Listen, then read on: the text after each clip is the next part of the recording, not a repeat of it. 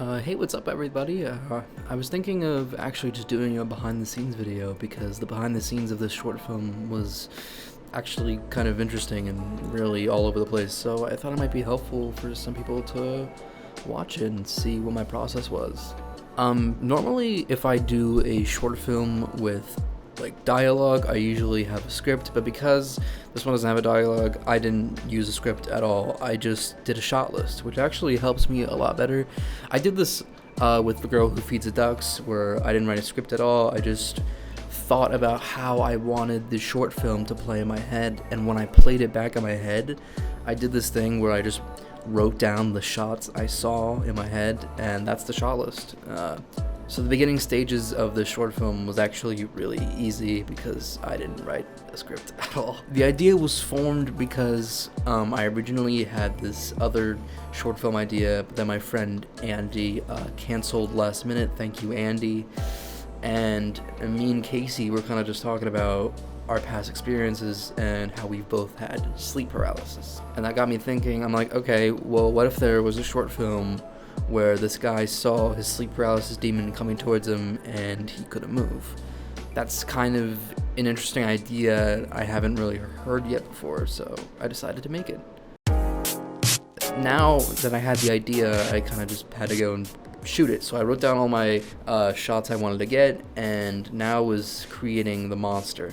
I did a couple test runs of the monster, and it came out looking weird. So what I did was I cut out myself for the test. I just took a JPEG and I cut myself out and replaced it of the black level of the scene around me.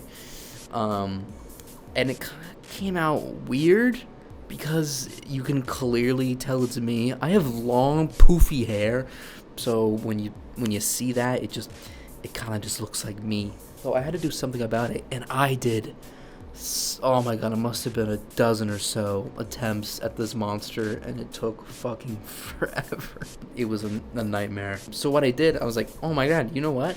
I have this mask I can put over myself from the last short film I made. So yeah, I did that, and you couldn't tell it was me anymore. And then we shot the scenes, and what I did was I took the videos of me just in my mask and everything, and I rotoscoped them in After Effects. Turns out, because the footage was really dark, it was really hard to get a clear cutout of me. So what I did is I added this glow to kind of hide the jump around parts of the rotoscope, and it actually worked well.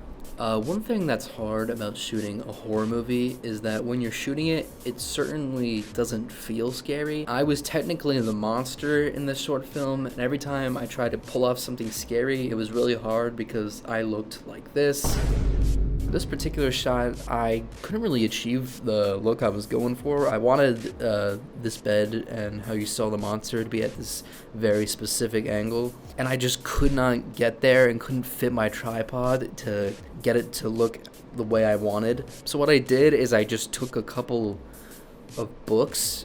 I took a pillow and books and put it on top of the bed and have my camera just went on top. That's right, kids. Sometimes you don't need a $67,000 crane to get a good shot.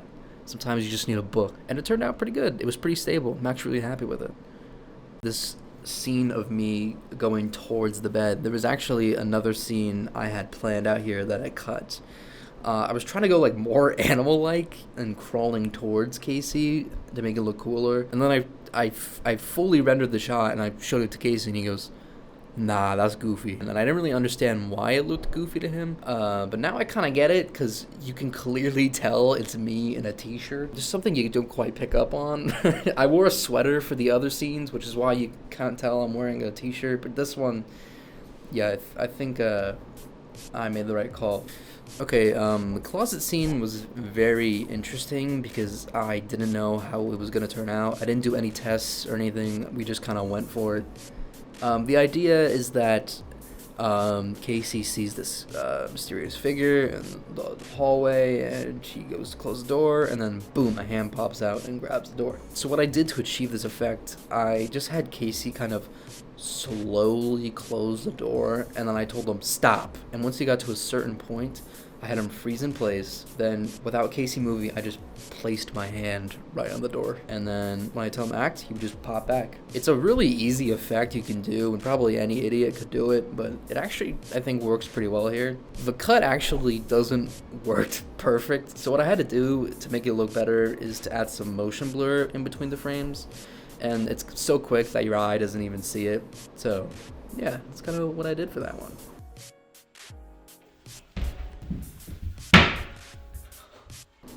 Next scene when the door just flies open, you're probably like, oh my god, is that a real ghost? But in reality, it's just me off inside that little room, and I'm literally just pushing the door open, and you can't tell. Yeah, I'm just holding the door open, pushing it, and then moving my hand quickly so you don't see it. Very, very easy. I don't even know if I can call that an effect. It's not even really an effect. Fun fact about this shot here, we actually shot this whole short film in 2 days. One the night before I had to leave California, and the night right after, the morning of before my flight left. So this is one of our reshoots, because I forgot to shoot it in my shot list, is kind of Casey looking at the monster. And if you can tell, he's actually wearing a completely different colored shirt.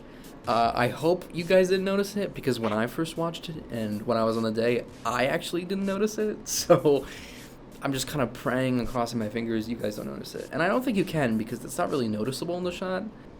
Also, when he turns around, he actually is wearing the green shirt too, so I hope you guys didn't notice that either. It happens really quick, so I hope you guys didn't. Okay, bye. Okay, this was an actual pain in my ass to shoot. This is definitely the most difficult visual effects shot I've had. I've done a lot of VFX shot in the past, but not as complicated as this one. So basically what I did is I had one with Casey just looking at nothing with the monitor, I think I just put a hand up there, but I ended up erasing it anyway, so it doesn't even matter. This is essentially a clean plate for when I actually do the stuff. And then what I did is I had the camera not move anything in frame, and just move the monitor out of frame.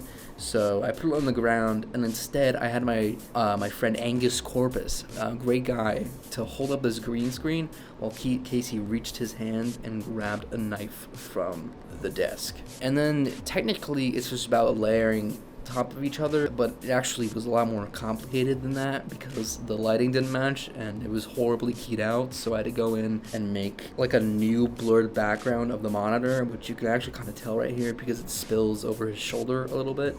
But I think it happens so quick that you're not even paying attention to that. You're just paying attention to, his hand. So I don't think it really matters. But yeah, that was definitely the most complicated out of all of them. It was really a pain in my ass. I spent like hours on this fucking scene.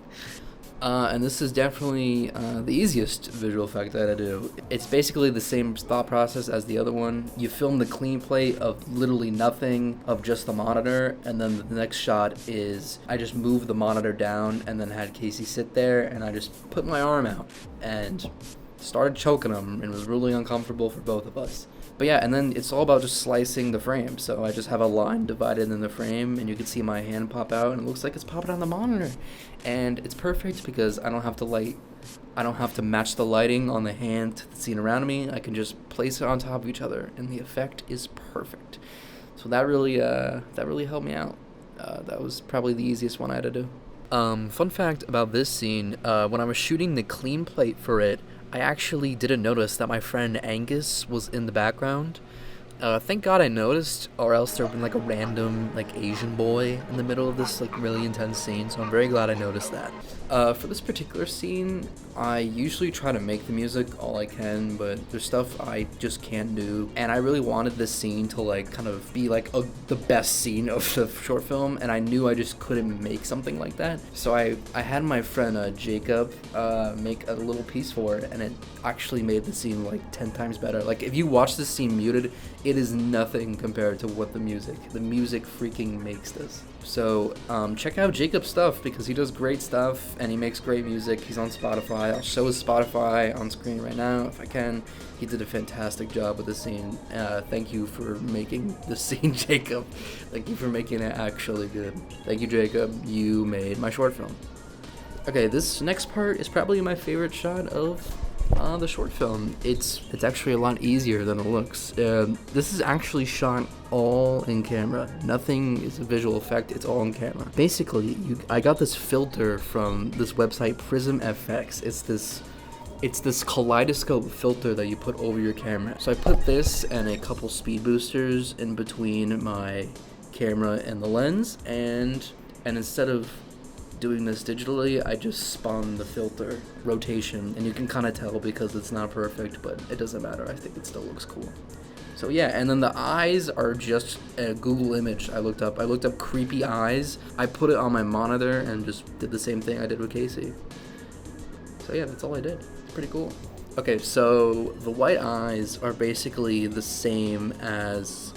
It's basically the same effect I did with the monster. I basically rotoscoped his eyes, and instead of doing black, I just did white. A lot of people will tell you should actually motion track it instead of rotoscoping, but if I did that, my laptop would actually blast off into space and explode. So I didn't do that, and also it's a really quick shot, so I just rotoscoped his eyes, and it worked out pretty okay. Like, you know, it looks good. The thought process is that, okay, it wasn't actually a sleep paralysis demon, it was just a demon, and it hypnotized him. Yeah, I don't know, man. You know, I've made 3 short films now, and this is the one that is probably the least amount of story I've ever done in one. It's mainly just show, but whatever, I don't care.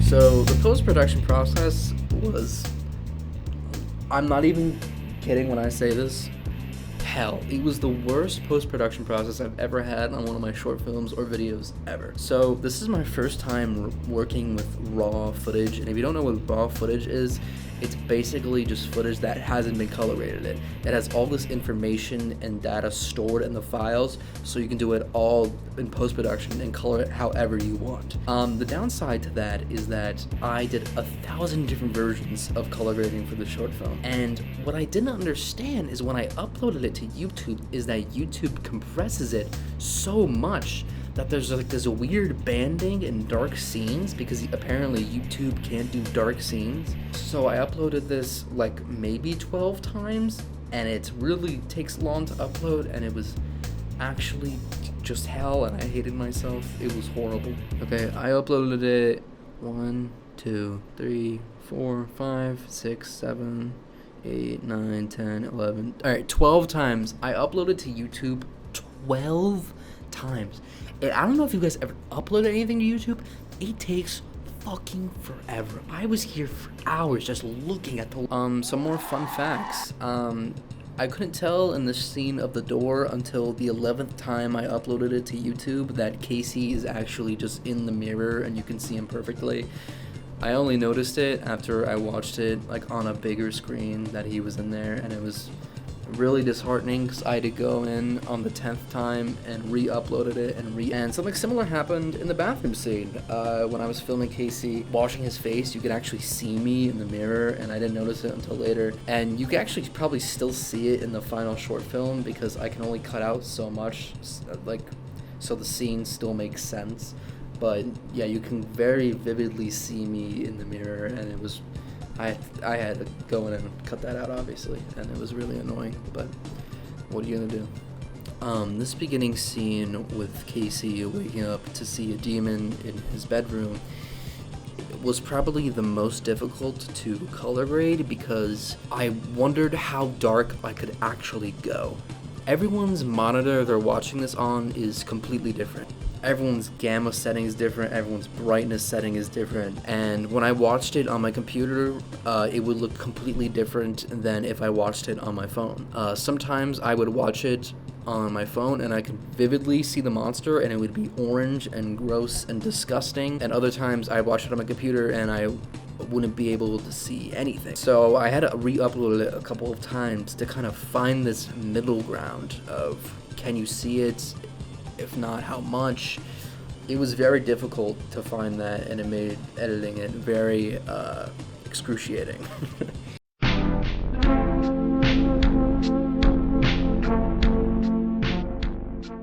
Overall, I'm pretty happy on how this short film came out. especially since we made it in like a night and an afternoon. I think it actually turned out pretty good. I'm very proud of how it came out. Even if this short film didn't come out the way I wanted it to, I'm still proud that I went out there and made something. I think that's just as important as making something that's good is making something that's bad. So as long as you made something, I think you're good. Thank you for watching. I think if I make a short film, I'm probably just gonna make a behind the scenes video anyway, because I think these are fun. I think it has valuable lessons and stuff that's interesting that maybe you guys will find helpful. So thank you for watching. I'll see you in the next one.